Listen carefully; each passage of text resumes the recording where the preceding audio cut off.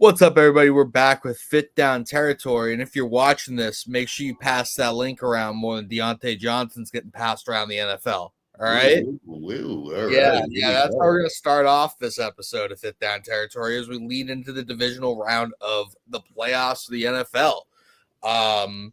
Yeah, really interesting move there by Houston. I don't get it. Did he just Did he just get washed all of a sudden? Like I I don't really know. don't. I think Corcoran called something in before we made our trade in our dynasty league or something. But I don't have a good answer for you, brother. I don't know.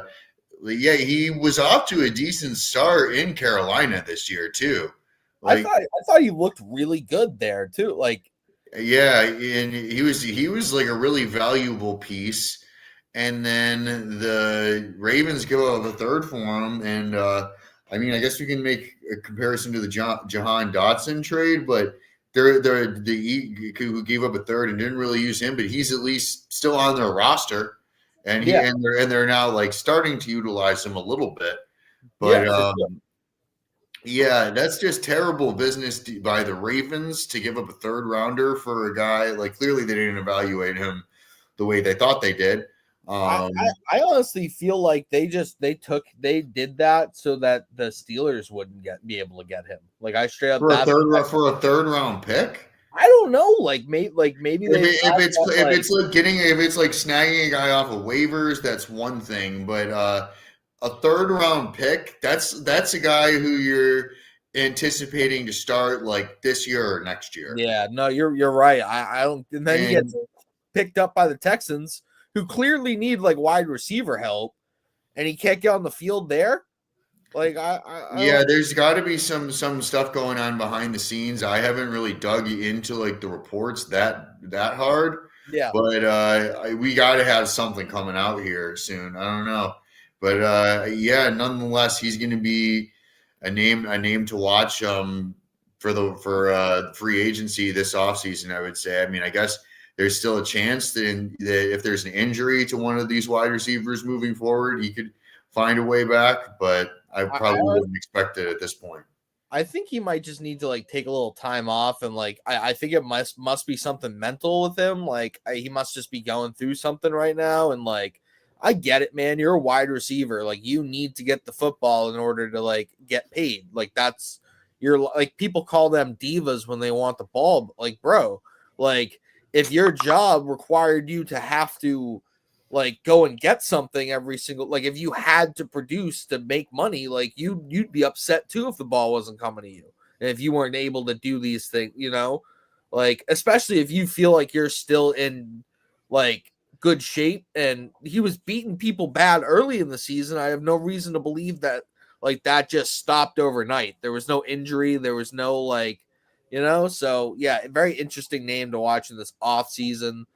Maybe somebody gets them for a discount, gets a steal, or maybe somebody gets an issue in their locker room. I don't really know. Yeah, I don't know, man. Like what it is here. So like maybe there's a chance that he could join with the Chiefs or the Bills or one of the teams in the NFC. You're talking How much is he gonna play though? Like learning another new playbook, like going through and trying to get like chemistry with these players, like these guys. Yeah, you're gonna have to be on the practice squad for a week or two. Like maybe you may get a couple snaps in the Super Bowl. If there's an injury, it doesn't look too good for him. Yeah. But Other anyways, one more news thing before. Yeah. Mike Vrabel. And Mike McCarthy. And Mike McCarthy. So the Cowboys fire Mike McCarthy. It was they kind of like parted ways mutually there because like his contract was up and it was like, and I heard a report that like he kind of like the Cowboys were gonna like try and like pay him money on like a short term deal, but he wanted years moving forward, and he probably asked for more than he knew he would get because he was kind of done with it, and he knows that he can go to Chicago here and get a long term deal, and have a little bit of stability and time to work, I think that's where he's going, man. Yeah, I think that's just so silly for Chicago. Like, I mean, he's a good developer of the quarterback. I'll give him that. Solid. The other one is the Saints because he has a really good relationship with Mickey Loomis. They are another team that is patient, at least, or at least with their ownership. And yeah, I think he did work under Mickey Loomis actually. Who He, is an OC? Maybe it was before he got there. you might be right. You might be right. But he was there as an OC before he went to the Packers, Or so he does have a relationship there. You got to deal with that salary cap issue, and you're looking at a multi-year project. But I think he's done with all of the the nonsense. Jerry World. He's done with Jerry World. He's done with Jerry World. And right. yeah, it looks like it's looking like all signs are pointing to Dion right now. I could it's either Dion or Bill. It's one of those two. It's either Dion or Bill Belichick just doesn't even coach a single game for North Carolina and goes to Dallas like that. And all of a sudden, could Bill Belichick and Jerry like coexist in the GM role? No. But like he could try and it wouldn't work. It'd be awesome entertainment. Like anything that happens with Dallas, like for a fact it's gonna at least be entertaining. It's like, cinema. They're they're a hard knocks team. They're more of like they're very marketable, even if they're like the Kardashians of the NFL. Like yeah, I like it's that. It's like you don't want to watch it, but you just can't look away. Yeah, I could see that. And honestly, like I floated this in the Slack channel the other day. I was like, if Dion goes there, watch, they'll trade Dak to like the Giants and maybe they'll throw in a future first. So that was an idea I saw floated. And then they get do you really want to take Dak and pay Dak if you're the Giants? I mean, dude, like I don't know, like and give up your pick. I don't know. I don't know. They need a quarterback. This isn't the best quarterback draft. There's a chance that Sanders isn't there. There's a chance Sanders doesn't even like play for them. Who knows what's going on there? You know what I mean? Like if Dion goes to Dallas, Shador would pull an Eli Manning to the Giants. That would be that would happen. Yeah, it would. If Dion goes to Dallas, Shador is going to Dallas. Like that's a thing. So we can cut that there. Mike Vrabel, what do you? Yeah, Mike Vrabel, good hire. We called this last week. We pretty much knew the writing was on the wall with that one. Good hire. How they got to that hire was questionable at best on both sides. I think Vrabel did an excellent job because he had like a clause in his contract with Cleveland. He was like a consultant that like he was like let go or a free agent like a week earlier than everyone else, so he could start his interviews early. He went to the Jets, bro, and he was playing hardball with them. He's like, bro, if you guys don't fire Mayo, like I don't know if this is what he said, but like he went to the Jets. He's like interviewing there, and Robert like was like. It's like I don't know if I like that. We're gonna go. The thing about rich people and billionaires is like they do not like being told no or not getting like what they want, and somebody else taking their things or not what like they don't like that at all. I kind of feel for Mayo. Like, what was Mayo really supposed to do with that team? He was a rookie head coach. You watched every snap. I did not. So I'll let you go ahead in a second. But like, yeah, he got it. He got a handful of wins there. You saw some flashes from Drake May. I don't think anyone expected it to happen this year. But you tell me about what you saw on the field from Mayo and what you expect to see on the field that'll be different and better from Vrabel. Yeah. So like, I mean, I can point to like some really, really simple things. You want to go back to Seattle in week 2, right? They had that game. They were up at half, and then they completely mismanaged the clock going into the half and gave Seattle another possession. They got 3 from that possession. That game ended up going to overtime. Every point matters. Every decision like that matters. It's week 2. Okay, Mayo's a rookie head coach. He'll learn. These things just kept like compounding and happening. Then you get to the Rams game, and Mayo, defensive-minded head coach, he's the guy who we thought would be able to bring a new life to this defense, energy. Players going to connect with him and play harder for him. Sean McVay pantsed him bad.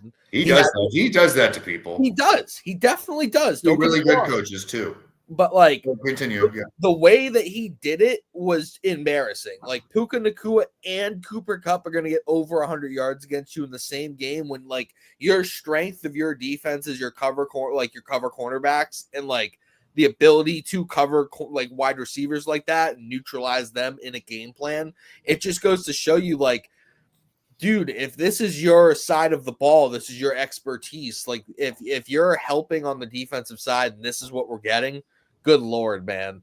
And then we get to after the bye week, you go and get smacked up by the Cardinals, who we've pretty much come to the conclusion that the Cardinals are a mid team right now. When they're a favorite, they'll lose unless it's against the Pats. When they're not a favorite, that's when they win. They beat the bag out of us, and then his best performance was in week 1. You see no development of any other against the Bengals, who don't start well. It just. And it turned out to have a historically bad defense. And to be completely honest, man, that win cost us the number 1 pick. If you really think about it, if they had lost there, or that dub against the Bills, or the dub again, don't even get me started about that. Okay, we're stupid as you guys. Yeah, that had shades of Lovie Smith with the Texans years ago. I know. It was the same deal. They both knew they were going to be fired, and then I feel won those final games out of spite. Yeah, no, it was literally same. I'm sorry, McDermott literally made 3 or 4 calls in that game that helped us win. And as soon as you see him doing that, I know you don't want to lose games, but dude, if you really had the organization's best interests at heart, losing that game would have been better for you. But again, it's hard to tell professionals to go out there and lose. I get it. I'm not bitching about it anymore. We have a top 4 pick. We have $135 million. We have Drake May and Mike Vrabel. Is Mike Vrabel the best head coach in the AFC East? At the very least, he's close to, if not on par with Sean McDermott, no? Conversation can definitely be had. I think McDermott. I think those who know ball put a lot of respect on what he was able to accomplish with Ryan Tannehill at quarterback. Yeah. He did have prime Derrick Henry and A.J. Brown at the time too. And I think that A.J. Brown trade was the beginning of the end of him in Tennessee. He wanted to keep Brown, and they didn't want to pay him, and he was dude, they landed Treylon Burks as their savior. Oof, so bad. That's a trade that is worse than my trade for Jahan Dotson. That's so bad, so bad, so they're oh, it's the Family Guy skit, dude. He's you could get a boat, or you could get what's in behind this box. He's dude, it could be a boat. You had AJ Brown. He's but we could get AJ Brown with this pick. And you didn't. You just whiffed and gave away AJ Brown. Then you sucked. I don't put that on Vrabel. What I do put on Vrabel is the ability to draft AJ Brown and then develop him into a good player. Maybe not all on him, but having him create a culture that, gets that going. So yeah, I think it's a fantastic hire. I think the Pats are in a fantastic spot. If they spend some money this offseason and hit on a draft, we should be in wild card. I see no reason. So what are the top needs for you guys? O-line, I would say, and wide receivers. You could say just about anything besides quarterback, truthfully. Yeah, pretty much. You take if you do the offseason right and you do free agency right, you should be able to go into the draft and take best player available or trade back. That's probably the best move. What kind of value you can get? Everyone loves to talk about trading, the value of trading back. What is really out there? Who has assets? It depends what's on the board. Like, if, Mhm. I don't know, man. I might be okay. Like, if they get T. Higgins and Trey Smith in the offseason, and then I'm cool with them taking Abdul Carter, the edge rusher from Penn State, like at 4. Like, do it. That dude's gonna get 12 and a half sacks a season. Like, he could be built like Micah Parsons, you know? So like, So is Elliot Wolf staying on as GM here? yes, but no, he's actually not GM. He's executive of player personnel. They're bringing in Ryan Coden, who is Rabel's guy. He's leaving the Giants and coming over to work as a part of Elliott's staff. So how this works though is front office people only they have contracts that go from May, like the 1st of May to the 1st of May. So like Elliott is typically still under contract.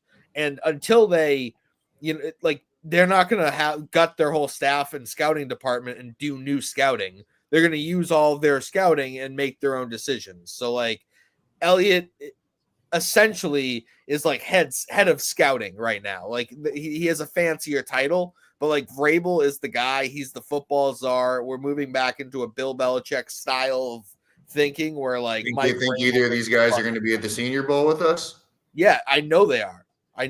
Mike Vrabel said that he was going to the Senior Bowl the other day. So, all right. Well, we're going to look out. We're definitely going to be on the lookout for him when we're there. Yeah, absolutely. We will be live at the Senior Bowl. We're going to be doing a show live at the Senior Bowl. We'll be there. Was it Wednesday and Thursday for both practices? And yeah, we'll be good. We'll be getting there late Tuesday night. Maybe we meet up with some friends out there. Wednesday's the real day. We wake up there. We go to bed there. Thursday we run it for the practices. Maybe get some lunch and talk to some people afterwards, and then we head back down to Florida. So yeah, we'll be Football live. extravaganza. Yeah, so it's gonna be sick. So yeah, with that said, enough on Mike Vrabel. We did the news here. Let's go into our wild card weekend recap. I wanted to do something here where we kind of like looked at the eliminated teams and like what's their biggest need going into the offseason. We can start with the Chargers. Bahookie, how about you go first? Let me pull up what I got here. So yeah, I mean, I already know.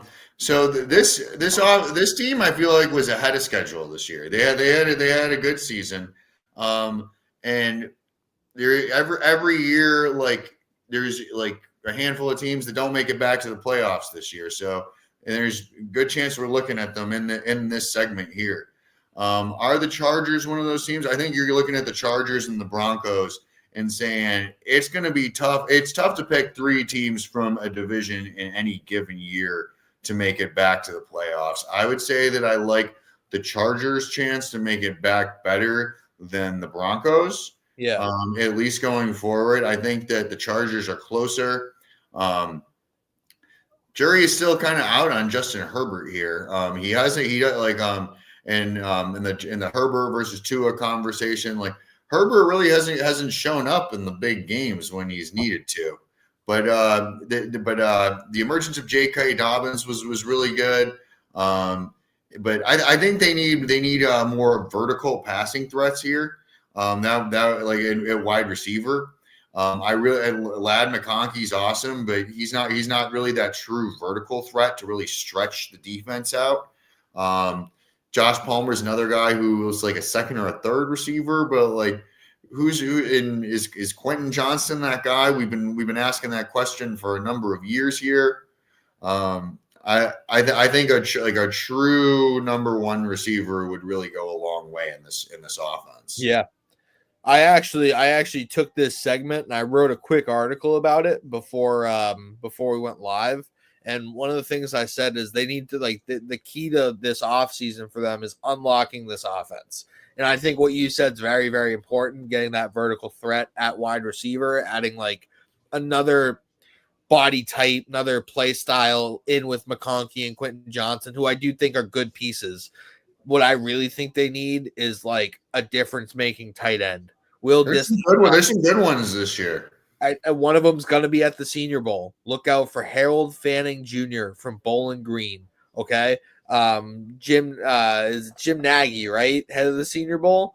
I was listening to Move the Sticks this morning, and I'm pretty sure it was him. It was either him or Daniel Jeremiah. One of them were giving Fanning Jr. Antonio Gates movement comps, like not like as a full player, but just like the way he moves, his like body style, like all of these types of things. He's like, yeah, I know it's dumb to comp players to Hall of Famers, but like this guy just moves exceptionally well with the football in his hands. And I think that if the Chargers added a player like that with Jim Harbaugh and like that system, that gives them a lot of like, you know, flexibility, you know, that they don't have right now with like Will Disley or Stone Smart. Those guys are okay players, but they're really not they're not like this Fanning kid could be like a Brock Bowers type, you know, and that's a true difference maker for their offense. So yeah, I think we're both kind of aligned on like what the Chargers need to do. Their defense is always gonna be good. Like Jim Harbaugh, like that's why Jim's there. You know what I mean? Like that defense is gonna be somewhat good. I know that they got blown out, but I feel like that was more because they couldn't move the football and they turned the ball over 4 times. Like you can't win games when you do that. Yes, I did want to also make it take a second to point out 2 of my studs of the week last week were defensive players, cornerbacks, and I called to have interceptions. Both did. Derek Stingley Jr. with 2 and Quinion Mitchell with 1. Nice. I didn't play it. That would have been a heck of a parlay to throw together. Of course I didn't. Of course I didn't. But anyways, yes, I like the tight end note there. Another couple tight ends I'm keeping my eyes on at the Senior Bowl are Mason Taylor from LSU and Elijah Arroyo from Miami. I like that. Obviously, Colston Loveland is probably the top tight end in this class out of Michigan. Tyler Warren. Tyler Warren as well. Penn State, another one. Yeah, and the problem. Yeah, these are names that I've got my eyes on for dynasty drafts. But we're gonna see a lot of people rise in these coming weeks. So it's not all completely set here. There's a couple sleepers out there to be had. We'll get to that later, actually. So so you said your piece, and then who do we got up next year? Bucks. Yeah, I'll go. I'll start with the Bucks. You can finish and then lead us into the next one. So I'm sorry, Steelers. We're doing the Steelers.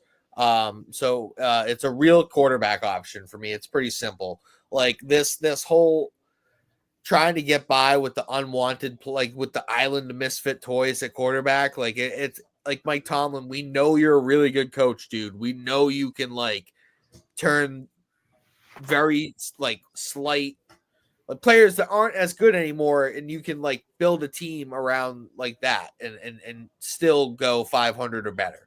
What they need to do is that like I feel like they need to tank. I feel like Arch Manning's coming out this year, man. Like you just Mike, dude. It's been 21 seasons. You haven't had a losing season. Take one for the team.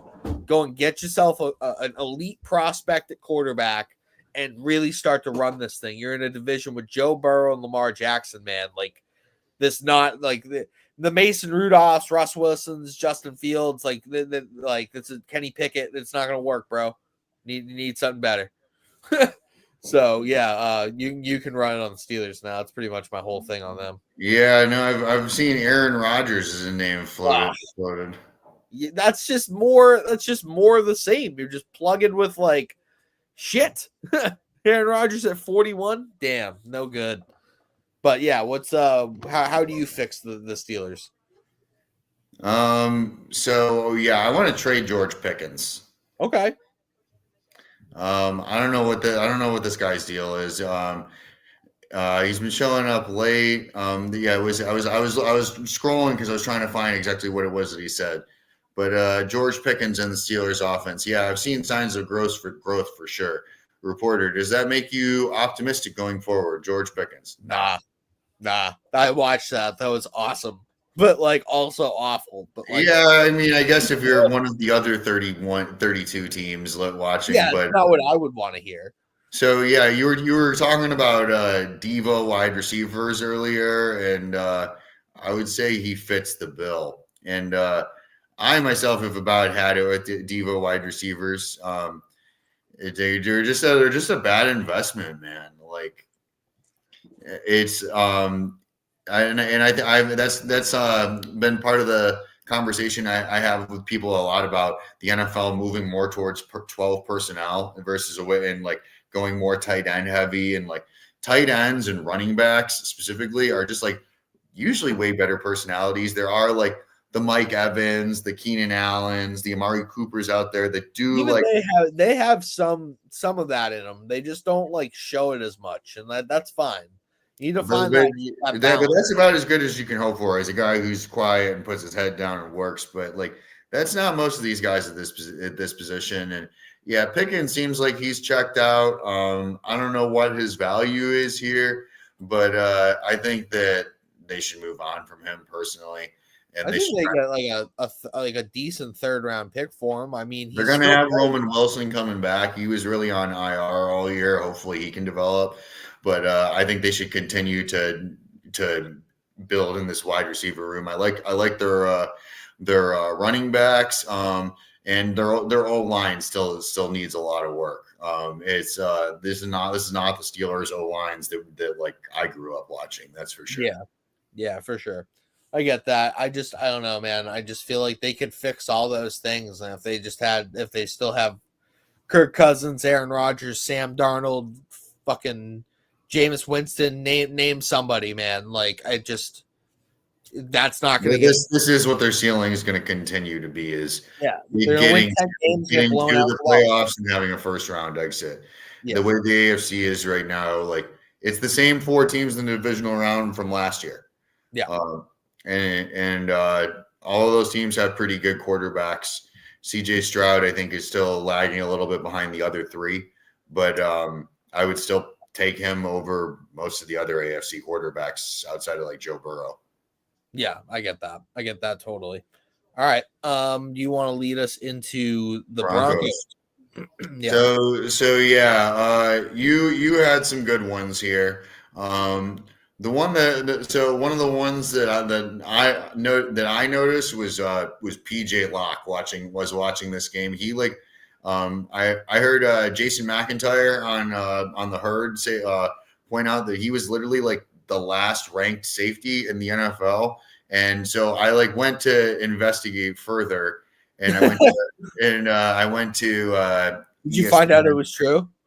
Basically, so yeah, his ranks on ESPN: 50 tackles on the whole year, tied for 106th, 1 forced fumble, tied for 78th, 0 interceptions, 150 plus, 2 passes defensed, 150 plus. That's on the entire season. And so Josh Allen just like picked on him all game, and yeah, they used to have Justin Simmons back there. But these Broncos safeties, I know they got Patrick Surtain, and I was hearing a lot about like how good their DBs were. I did not see it this past weekend. No, I get that. I don't think Surtain had. He didn't have a very good game, but yeah, and their safeties were even worse. Yeah, I get that. Yeah, so my thing's more on the offensive side of the ball. I think that this was a similar thing to the Chargers, where like, yeah, the final score would indicate that they need to work on their defense, but I just think like when you have an offense that's limited and you're facing a good defense and you keep getting stopped, that makes your good defense get on the field more and play more and get tired. But then it was a good game for a while there, and then the Bills just kind of pulled away. 12 and a half minutes. Yeah, like the Bills just kind of pulled away as the game kind of went on. The Broncos got tired. They missed a play here. They missed a play there. Then they had the fake punt go their way, and then they had a nice punt that they downed at the 1 yard line. It's like, and then I'm thinking like, but that was like the high point. Like that's what you really have to do. Like in that situation is like you're going to have to go for some fake punts and run some trick plays, and everything was going to have to go right. And the Bills didn't have to play their best game to win that, but they did. Yeah. So for sure, I agree. I think that the Broncos need to work on their offense a little bit this offseason. I think they need another reliable target, maybe somebody like I don't know, Jerry Jeudy. Like a Jerry Jeudy would look really nice, like in this sort of style of offense. No, Okay, enough of the bullshit. I do think they do need a wide receiver target. I could see Tez Johnson, maybe. He's coming out of Oregon. He'll be He'll be at the Senior Bowl. Yep. I think he has like a Tank Dell vibe to him, body style to him. He played with Knicks in college. They were really good friends. So yeah, I think that's something that they could do, and I also think that they're a dark horse for Ashton Genty. Um, like I think if he falls right around that 18 to 21 range, like if you give Sean Payton Genty, you have Cortland Sutton, Marvin Mims is your gadget guy. Maybe they had like an Elijah Moore or like maybe they had Chris Godwin coming off the ACL. Maybe it takes him a little bit longer. He's ready to go at the end of the season, and then they have Sutton, Genty, Godwin, Mims, Nix, Sean Payton. Like that's something you can work with there. If not Genty, then don't be surprised if Cam Scadaboo's scoring touchdowns a mile high next year, man. That dude's nasty, and I think Sean Payton would like him. So I can lead us into Packers here. So I think that this one's pretty clear. I think that they just desperately need to replace Jair Alexander. I wrote this in my article. They traded Rasul Douglas last year to you guys, and then they thought that they locked up Jair Alexander. Now it just seems like he doesn't have any interest to play for them anymore, like at all. And this Jeff Hafley scheme really needs a dominant outside perimeter corner to like lock down opposing number one so the rest of the defense can do its job better and the scheme would work. So like I think as the NFC is kind of developing its own powerhouses now with the Lions, you got the Vikings, you got the Commanders possibly.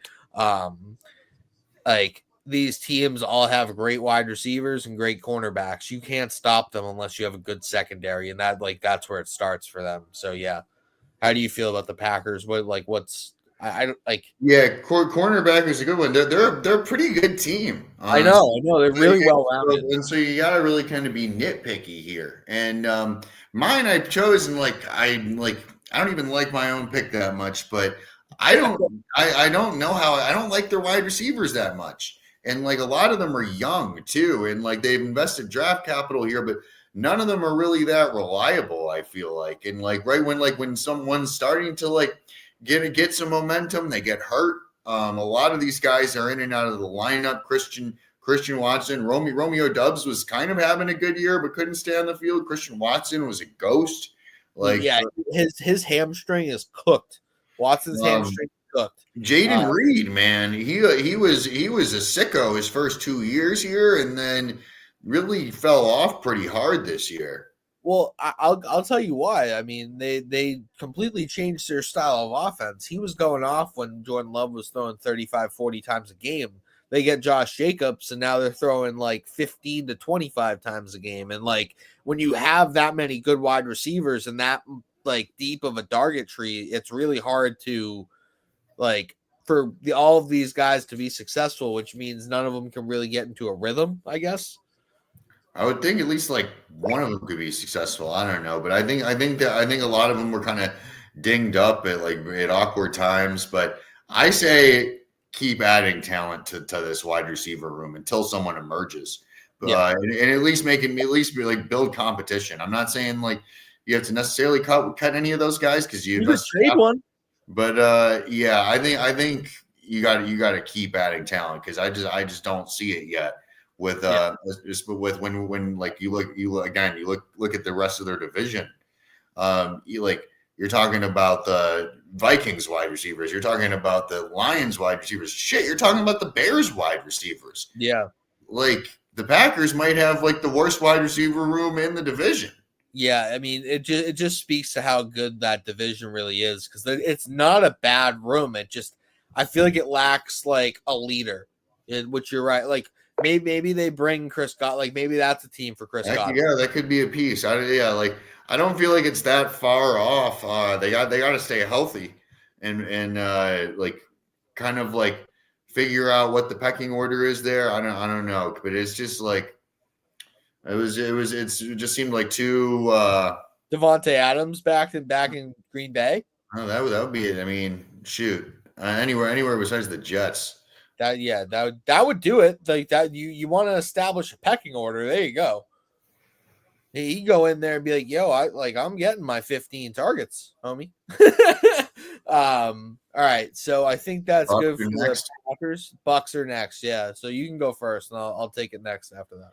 So yeah, this one is an interesting one. Yeah, we've been talking about Chris Godwin here, and that's the big question mark is what happens with him. Is he staying in Tampa? He's got a pretty good like role, and I feel like him and Mike Evans like play well together and like kind of complement each other well. But if you're the Bucks, do you want to carry like what's your plan moving forward? Are you going to keep doing this with Godwin and Evans? And I think that it's probably a good time for the Bucks to add more wide receivers, like in the draft, at least another one. I do like Jalen McMillan, and obviously I like Mike Evans, but yeah, Evans and Godwin. Whether you keep Godwin for another year or not, what is the shelf life of these guys? Yeah, It's not another season or two. So, and you're going to have Baker moving forward. I really like both running backs. yeah. I think Bucky Irving has kind of earned himself that number one job, but I still like Rashad White. White's Uh, a really good receiving back. Like he's really good in the pass game. yeah, I like Cade Otton. And then I don't remember their names, but their second and third tight end played pretty well in relief there. It's like Oscar Culp or something, whatever, like something like that. Like I really can't remember. Um, But they did play pretty well when he wasn't in there. But yeah, and more offensive linemen. Yeah, that was a really tough one for Graham Barton. He messed up the snap in that playoff game where he snapped it too early when Baker was trying to hard count on like a third down. And I was like, "Ooh, that's not a good moment right there." There were a couple bad ones in that, and that fumble. Was that Baker's fault? Was that Jalen McMillan's fault? Probably a little bit of both, but I think it ultimately falls on Baker. But you got to build around Baker here. He's your quarterback moving forward. I don't think you're in the quarterback market for this year or next year unless Baker really screws the pooch next year. I mean, he has won this division 2 years in a row. I don't think he necessarily that was his fault. And I'll get into that like with mine too a little bit. So, do you have anything else? Yeah, you're good. You go ahead. Word. I mean, I think I really liked your Chris Godwin point. I do think it's kind of time for them to move on from him because I think Evans is fine for another 2 years probably, and you kind of have McMillan who already stepped into that Godwin role like towards the end of the season around week 14. He kind of like stepped into that like big slot role into this offense was like it's uber productive. That thing just poops out production that role. So like I think that they kind of like I would imagine them going with the more cost-effective player as they try and rework this defense, which I think is the real issue. I think they don't have a cornerback one. Jamal Dean was getting worked by Terry McLaurin that whole game. Like he couldn't cover him. You want to know what they should do? They should go get Jair Alexander from the Packers and add that man onto their secondary. Then you move Dean to quarterback too. You have Winfield playing free safety, and you have a lockdown one on the other side. Like all of a sudden, that Bucks defense gets scary. They have some veterans, and Todd Bowles has a good collection of players to really play with there. And the Bucks definitely won that Super Bowl because of Tom Brady. But like, let's not pretend that defense sucked. That Bucks defense was flying around the field that year. Yeah, I mean, Shaq Barrett had Patrick Mahomes in absolute hell that day. Yeah, they were going in.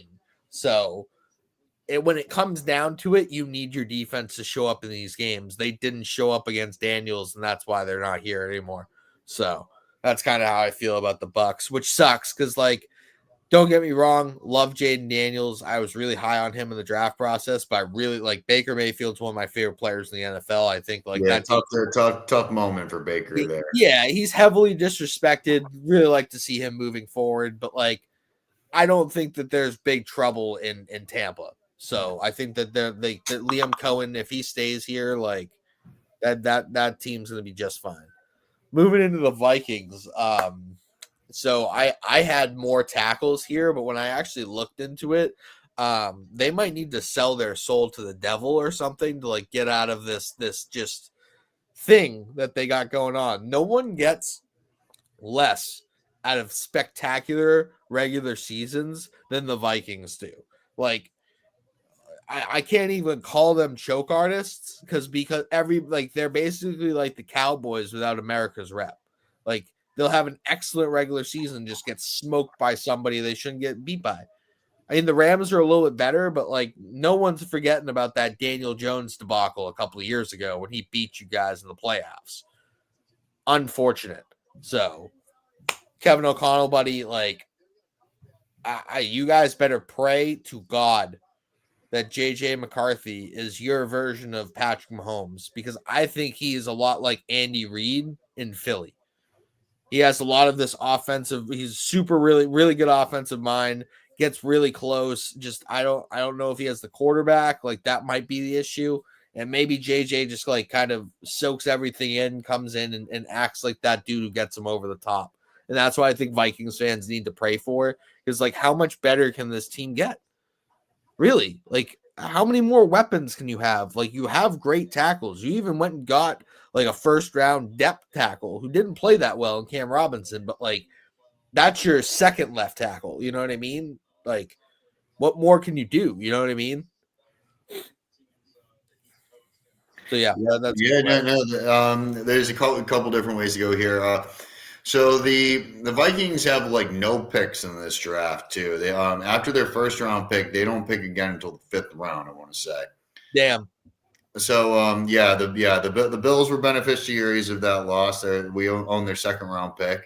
It was a lot later than I would have predicted it being preseason. Yeah. So I've heard a couple of ideas floated from them in the last few weeks, and that might have changed because of the way the last few weeks went for them. They really kind of took a sharp downturn. But there were ideas of them potentially trading JJ McCarthy and trying to recoup some of those picks, and then signing Darnold to a long year deal. I don't know if that's what you want to do now. Maybe you franchise tag Darnold for a year and see how it goes. All the ghosts came back and disappeared with Sammy D's bag of cash. That sucks. Like he had a big payday. You have a funny tendency to go from being really good to really bad and really good. So maybe this is what leads them into being really bad. Them playing so good like prevents them from bottoming out. I don't really know exactly what it is. They're kind of an enigma. So you got to figure out that quarterback position. But I was watching the Manning cast last night, and then not watching it and folding my laundry because the game was so bad, but just listening to the commentary. And they had late in the game they had Jared Allen on as one of their guys, former Vikings pass rusher. He should get into the Hall of Fame, I think, honestly. But he just kept pointing out how where is the pass rush for the Vikings, and then shortly after he was really starting to complain, Van Ginkel did get home for a sack, but they were not really getting off the ball, and that's a thing that you see sometimes in the playoffs when what separates the good and the great teams, and this has been a thing for the Bills in the past few years is we play these great games and whatnot. If you think back though, when was the moment in any of those great games where our pass rush took over? Yeah, I can't really think of it. And kind of the same deal for this Vikings team. They get to the playoffs and they get blown off the ball at the line of scrimmage. The thing is too with Brian Flores there, it was always, I said this last week, it was always a bad matchup with what Flores likes to do and what Sean McVay and Matt Stafford and Puka Nacua hurt really. Like Matt Stafford is one of the best quarterbacks in the league against the blitz, and Puka Nacua is the best receiver in the NFL against zone coverage. What do the Vikings do? They run a lot of blitz and they run a lot of zone blitzes. It basically took them out of their game, and they got a lot of those sacks by manufacturing that pressure. When they go with just their four edge rushers, Dallas Turner's not ready. Jonathan Grenard's a good player, but he can't fully replace Danielle Hunter without help. and they can't manufacture that rush because Matt Stafford just gonna dice them up. Like it was a bad matchup. It was just a bad matchup. So, you have anything else to add on the Vikings? No, we can move into Sicko and Pissy Pants. Word. Let's do the sicko of the week. We can kind of move a little faster on that, but certified sicko of the week.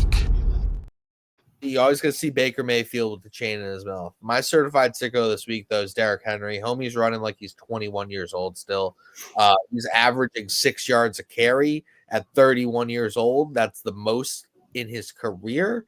He also had the second most yardage total in his career and tied his second most touchdowns in his career at 31. Doesn't look like he has any signs of wanting to stop or slowing down. So good luck with that. I'm sorry. Yeah, not exactly what I'd love to see going against them the following week, but hopefully he got it out of his system last week is what I'm hoping for. I would, if I were them, I would give it to him 40 times till he got it back into his system again. Like recycle the system. Just keep going. Like just keep handing it to him. Like let the motor go. But yeah. So my sicko of the week is Jaden Daniels, first rookie quarterback to win a road playoff game since 2012 when Russell Wilson did it. Animal. Yeah, and then it's only happened a handful of times in NFL history. Mark Sanchez did it, and I think there's like maybe one or two other people who did it. Yeah, but it's a feat. And this kid really looks like he's going to be something. This young man, I should say. Yeah, absolutely. I mean, it's a real testament to what you could do when you bring in a experienced head coach who brings an experienced offensive coordinator and an experienced defensive coordinator, all of which who have connections around the league, who can bring in players who instill your system and your values. And then you turn this team that won 4 games last year into a really one of the worst teams in the league. No one saw this coming. Yeah, exactly. Like this is what the Bears year was supposed to be. Yeah, exactly. This is what the Bears year was supposed to be, and this is what the Pats year could be this upcoming year. Honestly, like we're not there are a lot of similarities in what they're doing this year and what the Commanders did last year. So, yeah. Jaden Daniels, animal. Knew that was going to be a thing. We can go to this now. I had an accident. You had an accident? What does that mean? Go! Pissy Pants, player of the week. I love that drop. Awesome. I didn't grab the picture, but it's Deontay Johnson. I mean, I made the joke about it earlier. We talked about it at length, honestly. Like, nobody knows what's going on with him right now. I really hope like he's okay mentally and he figures it all out and gets back on the field because I'm a big fan of his game. Like, I think he was very underappreciated for years here, and he never did anything like this before. Like, this is all new for him. So I think he might be going through something that I hope he deals with. Yeah, I alluded to mine earlier. George Pickens, after the way he talked to the media and talked about there's no reason to be optimistic of his team. It kind of, as a Miami Heat fan, has given me shades of Jimmy Butler recently. And yep, that's the one. That's the guy. Yeah, if you don't want to be here, brother, then we'll find someone that does. Yeah, for sure. I get you. All right, let's get into these. Game picks here. We are 49 minutes in. No, it's okay. We're rocking. We got some good stuff though. Yeah, no, it's okay. We only got 4 of them. Yeah. So we'll start with the Texans Chiefs here. As we did last week, we're gonna pick somebody to win, pick the person to cover the spread, the baller of the game, or certified sicko, as we like to say here at Fifth Down Territory. Anytime touchdown scorer and keys to victory for each team. I'll start here. I have the Chiefs winning this game against the Texans. I want the Texans to win so fucking bad, but they're not going to. I do have the Texans covering 8.5 because you just don't bet the spread for the Chiefs of anything over 4. Not worth it. And yeah, so like the keys to this game are pretty simple for me. If the Texans were to win this game, it's control time possession. Let Joe Mixon cook. Give him the ball 28 times in this game. And then once you're on defense, you got to like frustrate Mahomes for as long as possible. You're not going to keep him down for a full 48 minutes or I'm sorry, full 60 minutes, but like you can keep him down for 48 maybe, and if you have scored enough points in that time, he might not have enough time to come back. So like that's kind of how I feel like the Texans need to win that game. You gotta score touchdowns, not field goals there as well. Like if you're scoring field goals, Patrick Mahomes is gonna burn you in the end. For the Chiefs, I have player game here, just like player game offensively, player game defensively, and like you'll be fine. Get after CJ Stroud on defense. If you can speed him up, he's going to make mistakes, and that's the ball game for you. My player of the game, my certified sicko is Chris Jones because it's money time, baby. It's time for him to make his money, and that's what he does. Anytime touchdown score is Nico Collins because I do think the Texans are going to score. He's their most reliable weapon. Yeah, so pretty simple on that one for me. Yeah, I'm with you on a lot of that stuff. Yeah, I got Chiefs winning. I got Texans covering 8.5. Chiefs don't like to win by more than a touchdown. And so how do the Texans win this game?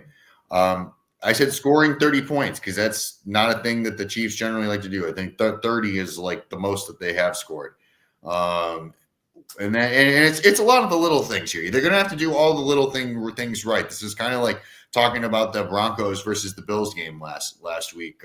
I don't think the Chiefs' offense is quite as dynamic, but you're going to have to do all the little things right. And that means winning the turnover differential, winning the line of scrimmage, getting off the ball, and holding your blocks, not giving up stupid sacks, not having self-inflicted pre-snap penalties. In not beating yourself, get after Mahomes, and control the clock with Joe Mixon. Mm-hmm. Time of possession. Well, a lot of the stuff you said, I kind of said it a different way, but basically the same deal. And Chiefs, play your game. Play the game that you have played, that you've been playing for years the same way. Utilize Pacheco and Noah Gray. Hit those gadget plays with Xavier Worthy that looked really good. Look for those massive mitts that D-Hop has in the end zone. And my stud of the game here is Andy Reid off of a bye week. Yeah. Tell as old as time. Yep. Damn near unbeatable. I feel like the discord of this game is just, or not discord, discourse of this game, I'm sorry, is pretty like there's really only one school of thought for this game, I feel like. You know what I mean? It's like if the Texans are going to win, they have to do this. There are a few ways that the Chiefs could win this game. You know what I mean?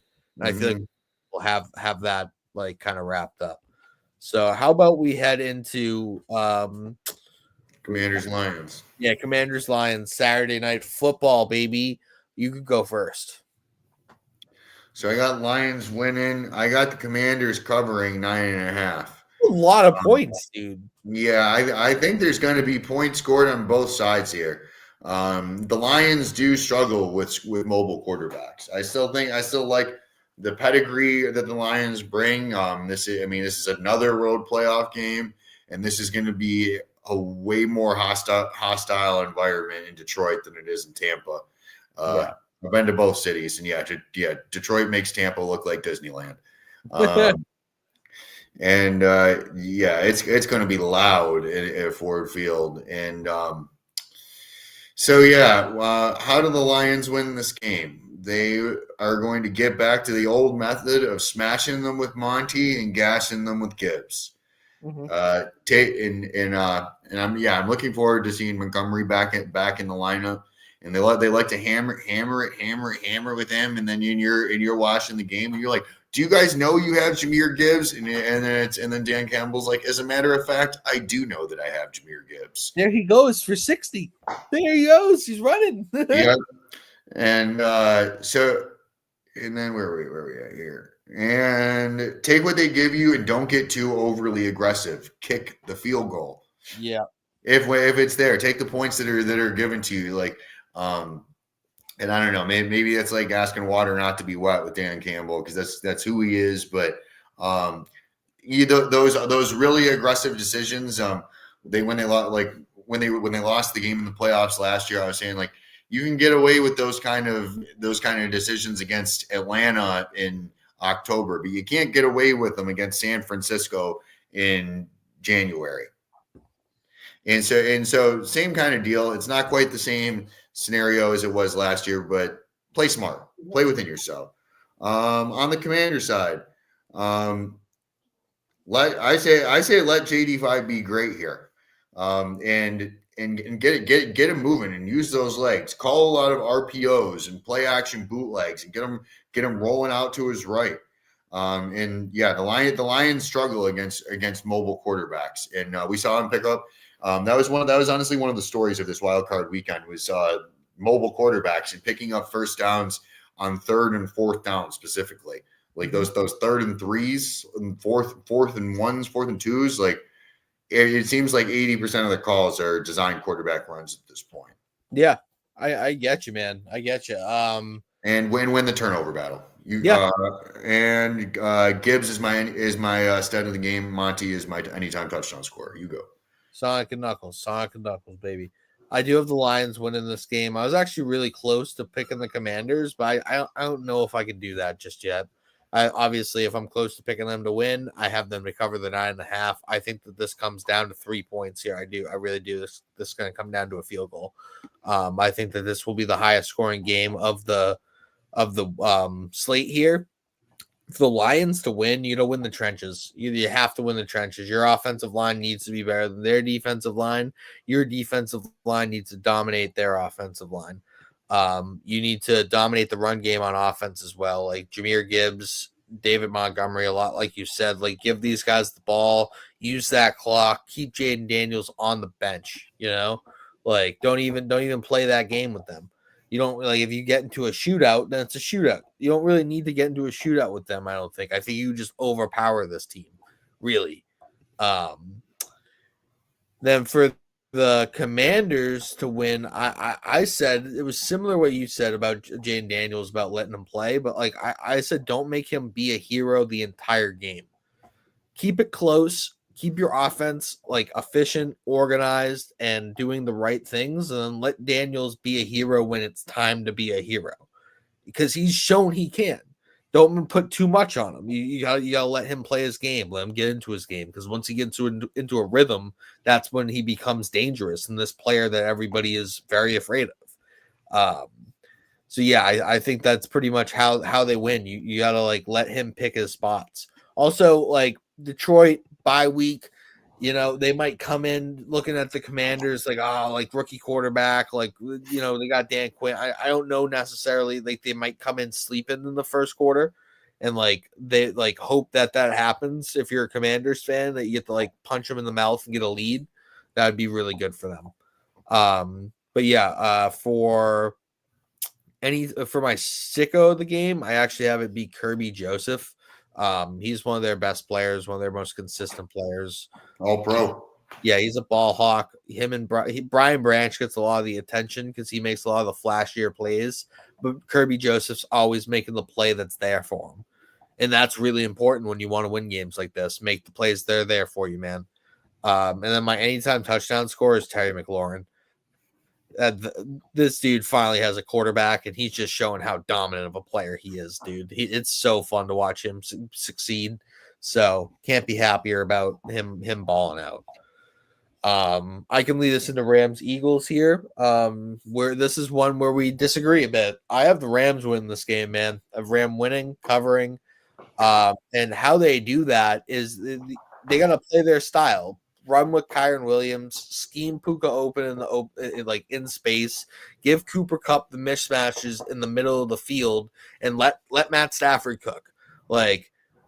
Do everything that you just typically do. If the Rams play within their scheme and they don't let Philly's defense get them out of sorts, they can put up as many points as Philly. And I don't know if Philly's offense yet again is going to click at full cylinders. Obviously, they have Saquon Barkley. He can make any play happen at any moment.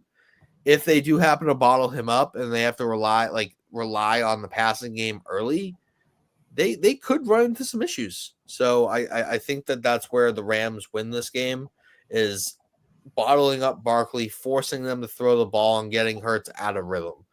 As far as the Eagles to win this game, I think that they need to do the opposite. I don't think they want to. I don't think they should establish the run early. I think they should establish the pass early, and like really get out to a hot start, throwing the football and getting Jalen Hurts some easy reads, getting AJ Brown the ball early, getting him in space, and then as the Rams start to react to that, then that's when you start giving Saquon Barkley and Jalen Hurts the ball and running the ball more. And like as they're reacting to opening up their defense to cover the pass, that's when you start hitting the middle of the field with your inside zones and your quarterback sneaks. And like that's really where I see the game kind of opening up for the Eagles if they do that. On the defensive side for Philly, though, it's about the one-on-one matchups. Can your guys cover their like the Rams guys? Generally, the answer is no. So like that's where I think it comes down to. How about you? You tell me why I'm wrong. Yeah, I think the first few drives here are very, very important. So yeah, I went with the Eagles here. I got the Bills and the Eagles as my Super Bowl teams right now. Pre playoffs, I told myself that I think objectively these are like the two most complete teams right now, and the teams that I trust. I think that Jalen Hurts concussion might have actually been a concussion. Maybe I'm wrong, but he didn't seem like he was completely like himself this past week.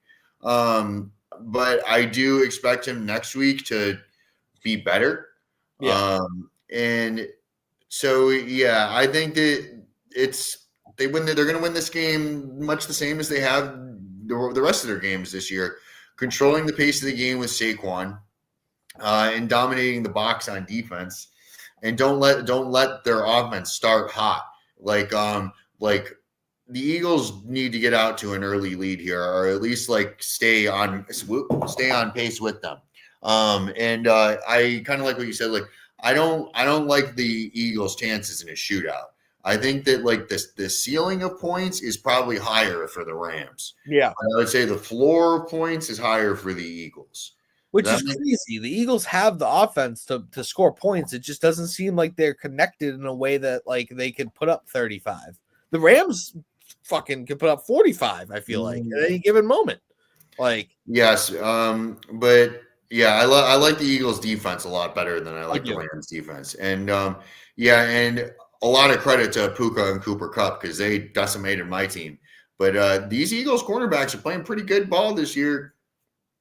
Yeah, and I really like those guys that they got up front to stifle Kyron Williams. I'm pretty sure, him and Ronnie Rivers are the only running backs they have right now. Their backup running backs are out hurt too. Yeah, Corum hurt his forearm, I believe. One point though, although I do like Philly's defense better than the Rams defense, I think they're actually pretty similar. If you look at the Rams front seven, there's a lot of similarities between Phillies. Like, you remember Aaron Donald retired this offseason, right? Like, I feel like that defensive line didn't skip a beat because they hit on Brandon Fiske, they hit on Jared Verse, they hit on Byron Young. Jared Verse is a revelation, yeah.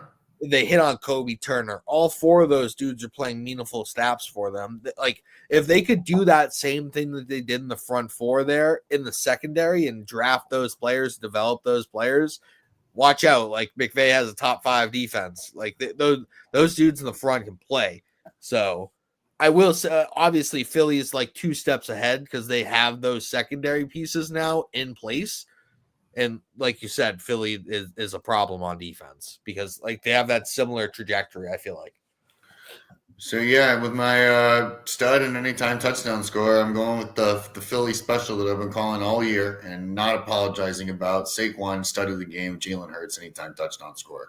Oh, word. I didn't pick a stud or a touchdown scorer. I have Puka as my stud and Dallas Goedert as my touchdown scorer. All right, now I take us into Ravens and Bills. Yeah, go for it, Bubba. All right, where to begin? How about I begin with telling you that the Bills are going to win this game? All right, I like it. Shocker. I just kind of alluded to it. I think that at least right here on whatever day it is, Tuesday, January 14th, I'm saying Bills Eagles Super Bowl. This is a hell of a game right here, man. There ain't no way to sugarcoat it. I think this line has been moving. We have it marked at 1.5 here. I was looking at Hard Rock Bet there, and I think it's 1 there.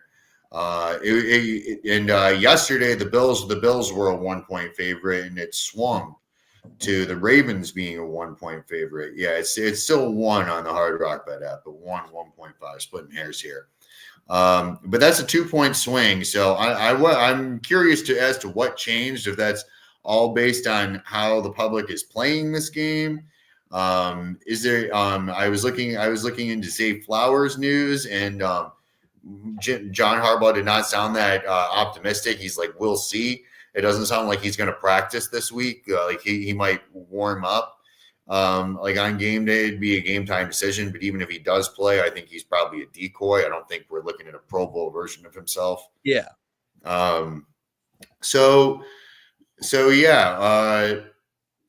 How do the Bills win this? How do the Ravens win this? Starting with the Ravens, do a lot of what they did last time: score early and make the Bills play from behind, and have Lamar play as a complement to Henry. I think that's like one of the things that makes this team so dynamic and so hard to play against, is like that, like when you want to like try and pack guys in the box, then like they have plays that like go off of it with like the bootlegs and the zone reads. And Todd Monken has done a really good job of putting this offense together. I got to give him credit where credit is due. Where are we at here?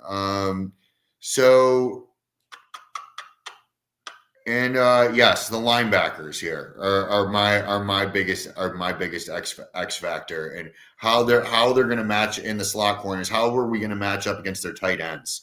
Because I think that's like where the real threat is here in the passing game and creating these mismatches.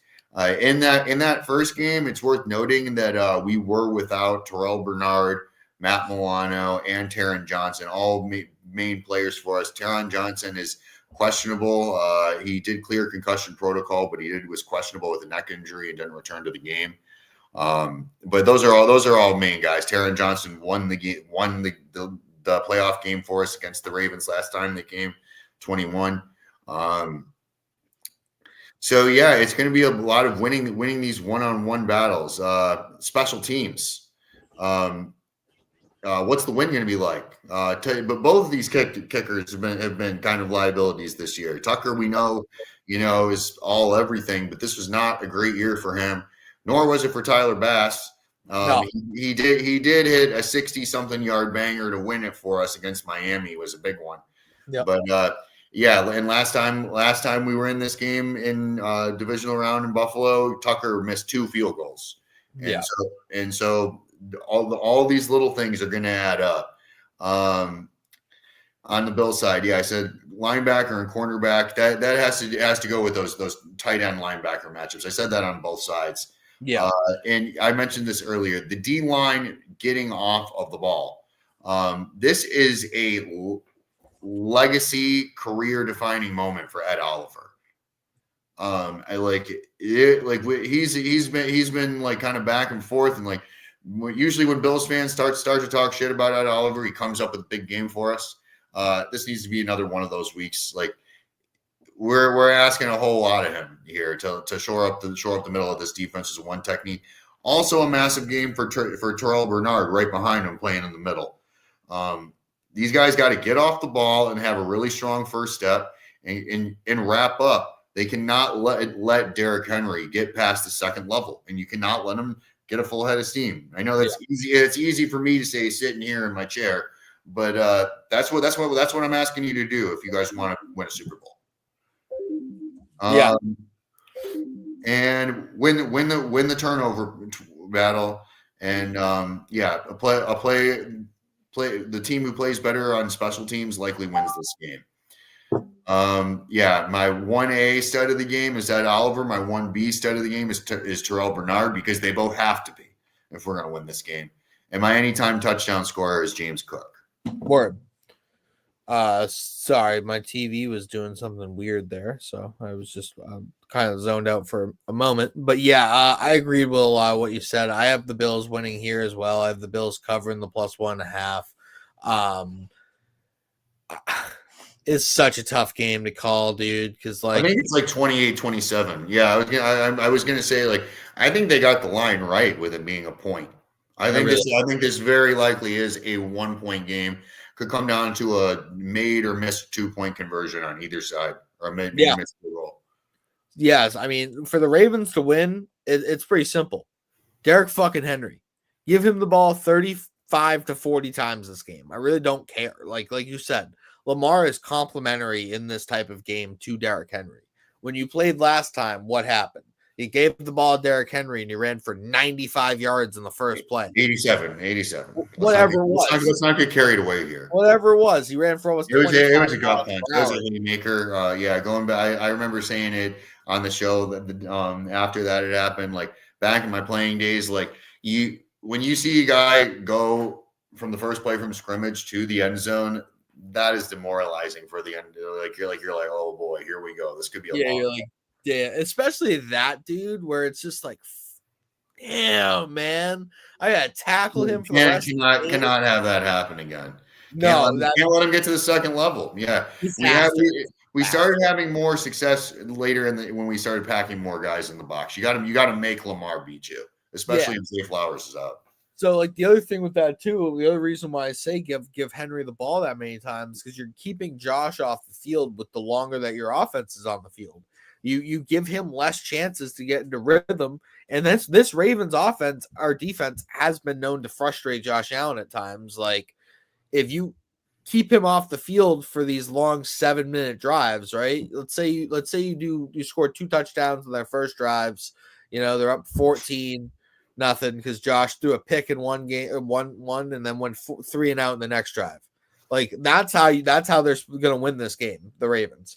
I don't necessarily think that's going to happen. I don't think anybody is going to. I don't think anybody on this planet can deny Josh Allen what he's supposed to be deserving, and I think you know what that is. And Lamar ain't stopping him, so that's kind of where I'm at.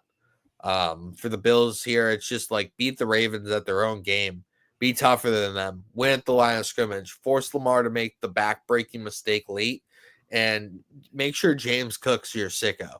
If James Cook's the sicko of this game, the Bills win by like 15.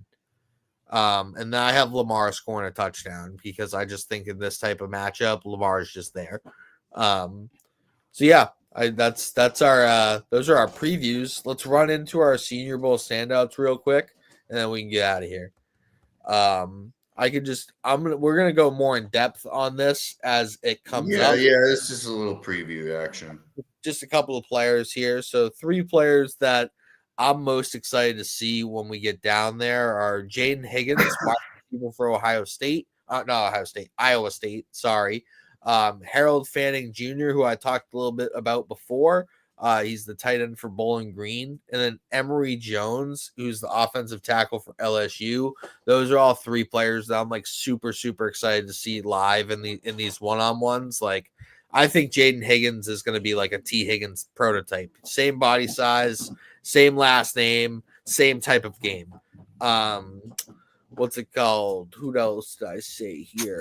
Fanning Jr., like I mentioned, he has special movement skills, and I think he's going to be a really, really, really special player. And like I said, Emory Jones is a big target for the Patriots for me in the second round. So like I want to see how this guy moves. He has exceptional length, size for the tackle position, and if we could do something else early and get him in the second, and I'll be really excited. And then I'll do my other 3 players, and then you can do yours, and then we'll get out of here. The 3 players the world may find out about in Mobile, Alabama. So Jack Beck or Beach, I haven't exactly gotten his name pronounced right just yet, but he's a wide receiver out of TCU. This guy has a lot of Puka Nacua type qualities, like not eye-popping things, but this guy's just a football player.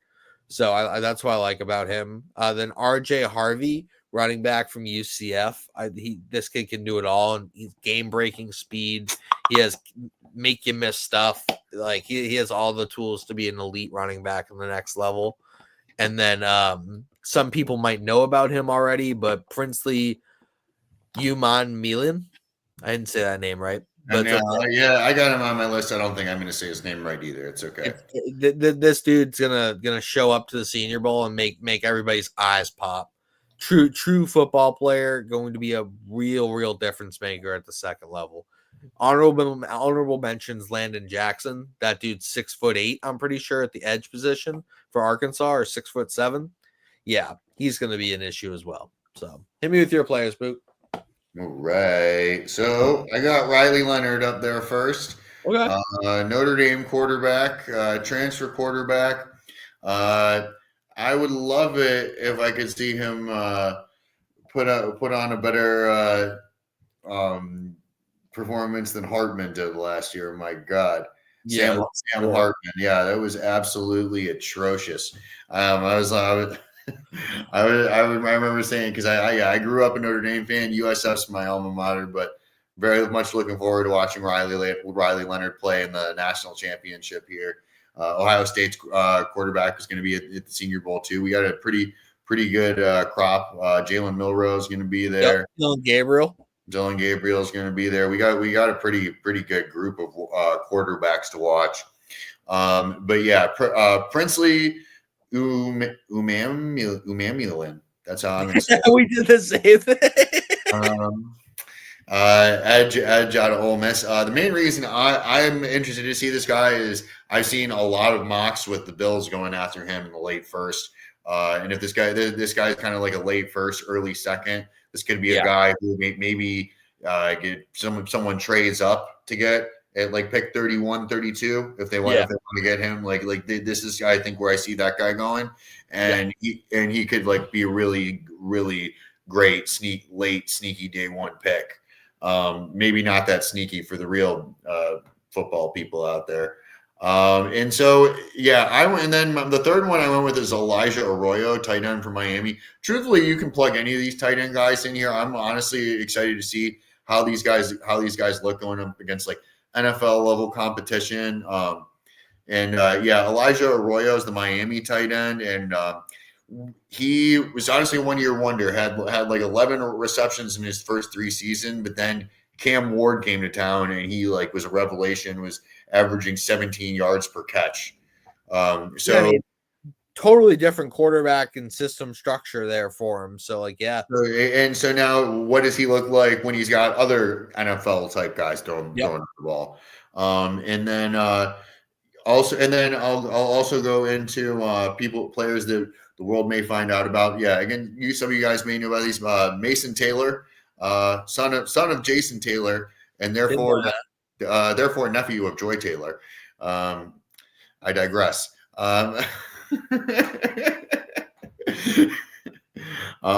Louisville cornerback Quincy Riley had a heck of a year, and he can play outside. He can play in the nickel. He can return punts. He's just all over the ball. I think that guy's one that could jump out. And then there was one more I had. It was Jeffrey Bassa, linebacker from Oregon. This guy is a converted safety. And he played really well, but this is another one like where how does this guy look against NFL level tackle, and how is he able to like get off of blocks? If he's able to do that, this guy's got like some of the best ball skills for any linebacker in this class. I'm interested to see like him and like Harold Fanning go at it in like those pass coverage drills. Like that's going to be really cool stuff for us to watch, because Bass is one of the better coverage linebackers in this draft, and Fanning's an incredible route runner. And and then Gunnar Helm out of Texas, I think, is the other tight end. There's a pretty good group of tight ends that we're going to get to look at. Yeah, the offensive line edge rushers are pretty great too. I don't think the cornerback room is fantastic yet this year. I don't. Yeah, the wide receiver room's kind of polarizing here. People there's a lot of mixed reviews about these guys. It seems like a lot of them are like, it's like a lot of like wide receiver 2s, wide receiver 3s, not many wide receiver 1s in this class. So there's a lot of X receivers in this class. There's a lot of like big, taller guys who can fill that outside X. And then another dude that we should talk about for one moment real quick, Jalen Royals. He had an injury the beginning of this season. He like had a foot injury, I believe. He was out for the season. But 2 years prior, he was one of the best wide receivers in college football. And he's like 6 foot 210, really, really solid body type, like looks like a running back. He comes out of Utah State. He's gonna be here healthy and like doing drills for the first time in a while. So it's gonna be really nice to see him play. But yeah, that is going to be it for our show tonight. Make sure you tune in with us next week. We'll be doing obviously more recap, more previews, and probably a fair amount of Senior Bowl stuff as we kind of prep for that week. So yeah, really hope you guys check it out. Make sure you go to stadiumrant.com, check out all of our articles. Go follow this guy on Twitter at Bahookie Montana. Go follow the at Stadium Rant HQ there on X, Instagram, YouTube, the whole 9 yards. All right, guys, we'll see you next Tuesday.